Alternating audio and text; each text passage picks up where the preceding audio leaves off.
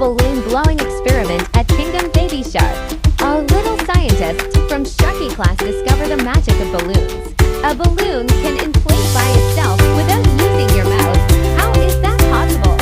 Today, the mini lab at Kingdom Baby Shark turned into a magical world of science. Preparing for the experiment.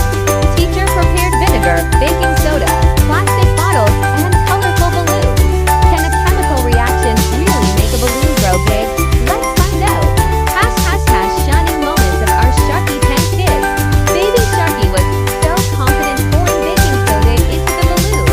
Baby Shamy held the bottle tightly with big round eyes waiting for the miracle to happen. Baby Rubi shouted whoa when she saw the balloon slowly inflate all by itself. Baby Masy clapped loudly and said, "Teacher, the balloon is freezing." So cute. Why can vinegar plus baking soda blow up a balloon? Because when they meet, they create CO2 gas. And the CO2 flies up to make the balloon puff up like magic. Through this small experiment, children learn about chemical reactions, observation skills, patience, and teamwork. From a tiny experiment, they understand that science